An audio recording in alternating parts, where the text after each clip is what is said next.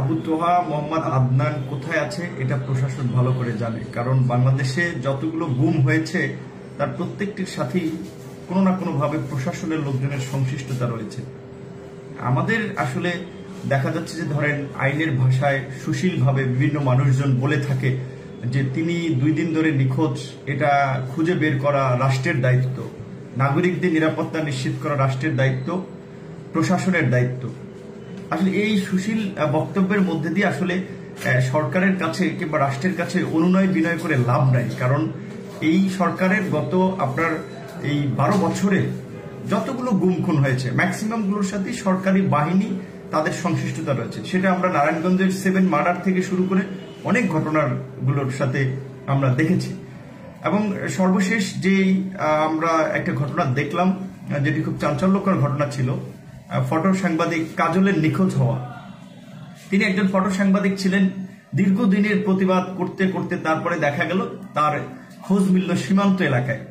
তো এখানে সরকারের কিন্তু খতিয়ে দেখা উচিত ছিল, আইন শৃঙ্খলা বাহিনীর খতিয়ে দেখা উচিত ছিল যে আপনার কাজল কিভাবে সীমান্ত এলাকায় গেল, কারা তাকে সীমান্তে ফেলে দিয়ে আসলো। আমরা যে অভিযোগ করে আসছি যে আপনার এদেশের গুম খুনের সাথে এমনকি পার্শ্ববর্তী রাষ্ট্রেরও সংশ্লিষ্টতার অভিযোগটি, সেটি সরকার খতিয়ে দেখবে যে আসলে কিভাবে তিনি সীমান্তে গেলেন।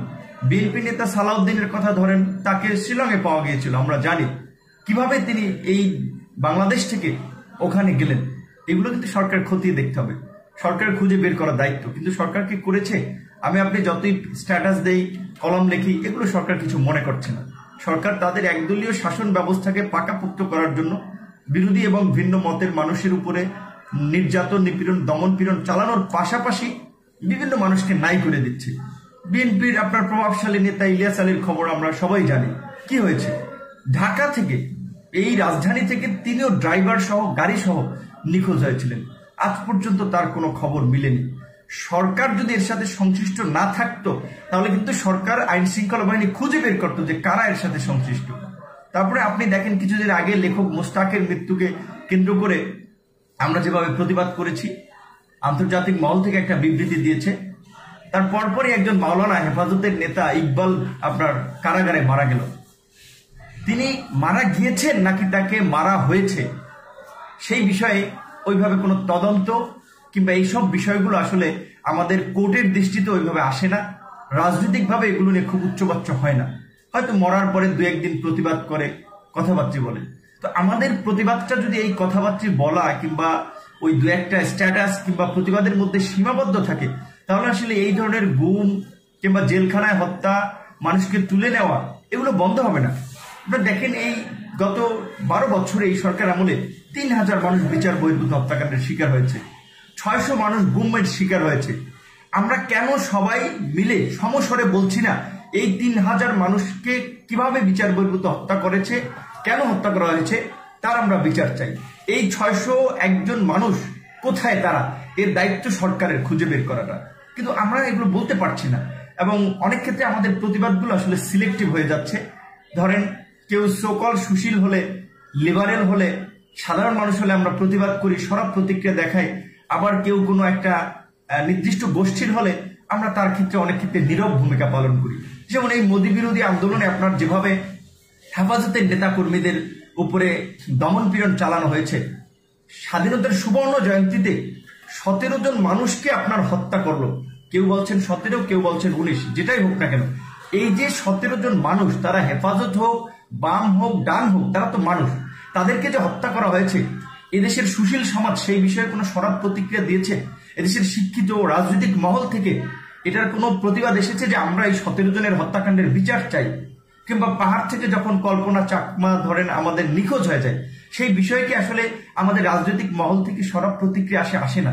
যে কারণে আসলে দেখা যাচ্ছে যে আপনার এই সরকার বিভিন্ন মানুষকে মিথ্যা মামলায় হয়রানি দিয়ে, দমন করে, হামলা করে, একের পর এক তারা হচ্ছে আসলে বলা চলে যে তাদের অপকর্মকে জায়েজ করে নিচ্ছে এবং যাকে ইচ্ছে তাকে সরিয়ে দিচ্ছে, জেলে দিচ্ছে। যে কারণে আপনার আজকে ছাত্র থেকে শুরু করে বিভিন্ন রাজনৈতিক দলের নেতাকর্মীরা জেলে। আমরা প্রতিবাদ করি, সরকার আমলে নেয় না। আজকের আইন, আদালত, পুলিশ প্রশাসন সব আজকে সরকারের কাছে নতজানু হয়ে সরকারের লেজুর ভিত্তি করছে। আজকে দেখা যায় যে সমস্ত মামলা জামিন যোগ্য তারপরেও সেই মামলাগুলোতে আপনার লয়ার কোর্ট থেকে জামিন দিচ্ছে না, কারণ কথা স্পষ্ট, সরকারের নির্দেশনার বাইরে কিন্তু তারা কাজ করতে পারবে না। আমরা দেখেছি না, সরকার দলীয় একজন সংসদ সদস্য, সরকার দলীয় একজন নেতা, পিরোজপুরের একজন নেতা, তার বিরুদ্ধে আদালত রায় দিয়েছিল, রাতে তাকে বিচারককে বদলি করা হয়েছে। একটা দেশের প্রধান বিচারপতিকে বন্দুকের নল ছেঁকিয়ে দেশের বাইরে পাঠিয়ে দিয়েছে। তাহলে সে দেশের বিচারপতিরা আমি চাইলেই তো স্বাধীনভাবে কাজ করতে পারবে না। এই দুর্বৃত্তায়ন থেকে, এই অপরাজনীতি থেকে আমাদের পরিত্রাণের একটাই উপায় আছে, সেটা হচ্ছে দেশের গণতন্ত্র ফিরে আনা এবং একটা অবাধ, সুষ্ঠু, নিরপেক্ষ নির্বাচনের মাধ্যমে একটা জনগণের সরকার প্রতিষ্ঠা করা। সেই সরকার আমরা যতদিন প্রতিষ্ঠা না করতে পারবো, যতদিন আমরা গণতন্ত্র প্রতিষ্ঠা না করতে পারবো, ততদিন আসলে আমরা এই ধরনের প্রতিবাদ, টুকটাক লেখালেখি করে খুব বেশি কিছু করতে পারবো না।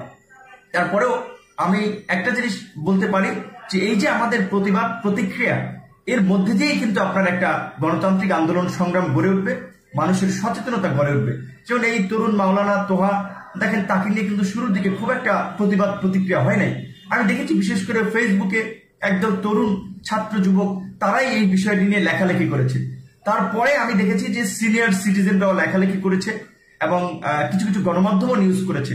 আমার কথা হচ্ছে তোহা কিংবা অন্য একজনও ইসলামিক বক্তা কিংবা কোনো ধর্মীয় নেতা, তিনি যদি বাংলাদেশের আইনের দৃষ্টিতে কোনো অপরাধ করে থাকেন, কোনো প্রোপাগান্ডা ছড়ায়, কোনো ধরেন বিদ্বেষ ছড়ায়, সেটা আইনের দৃষ্টিতে কিংবা আইনগতভাবে তার বিরুদ্ধে ব্যবস্থা নেওয়া হবে, প্রতিক্রিয়া দেখানো হবে। কিন্তু এইভাবে জলজন্ত মানুষকে গুম করা হবে, জেলে নিয়ে পিটিয়ে মারা হবে, এটা কোন বাংলাদেশ?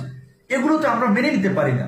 আমরা মানবাধিকারের কথা বলি, আইনের শাসনের কথা বলি, তাহলে আমরা এইসব বিষয়গুলো নিয়ে যদি আমরা ইকুয়ালি প্রতিবাদ না করি, তাহলে তো আসলে কোথায় আপনি মানবাধিকার নিশ্চিত করবেন, কিভাবে আপনি গণতন্ত্র নিশ্চিত করবেন?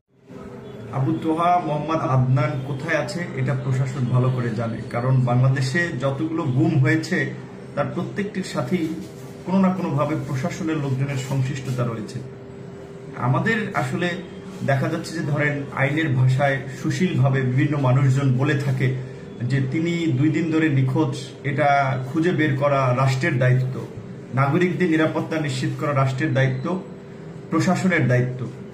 আসলে এই সুশীল বক্তব্যের মধ্যে দিয়ে আসলে সরকারের কাছে কিংবা রাষ্ট্রের কাছে অনুনয় বিনয় করে লাভ নাই, কারণ এই সরকারের গত আপনার এই 12 বছরে যতগুলো গুম খুন হয়েছে ম্যাক্সিমাম গুলোর সাথে সরকারি বাহিনী তাদের সংশ্লিষ্টতা রয়েছে। সেটা আমরা নারায়ণগঞ্জের 7 মার্ডার থেকে শুরু করে অনেক ঘটনাগুলোর সাথে আমরা দেখেছি। এবং সর্বশেষ যেই আমরা একটা ঘটনা দেখলাম, যেটি খুব চাঞ্চল্যকর ঘটনা ছিল, ফটো সাংবাদিক কাজলের নিখোঁজ হওয়া। তিনি একজন ফটো সাংবাদিক ছিলেন, দীর্ঘদিনের প্রতিবাদ করতে করতে তারপরে দেখা গেল তার খোঁজ মিলল সীমান্ত এলাকায়। তো এখানে সরকারের কিন্তু খতিয়ে দেখা উচিত ছিল, আইন শৃঙ্খলা বাহিনীর খতিয়ে দেখা উচিত ছিল যে আপনার কাজল কিভাবে সীমান্ত এলাকায় গেল, কারা তাকে সীমান্তে ফেলে দিয়ে আসলো। আমরা যে অভিযোগ করে আসছি যে আপনার এদেশের গুম খুনের সাথে এমনকি পার্শ্ববর্তী রাষ্ট্রেরও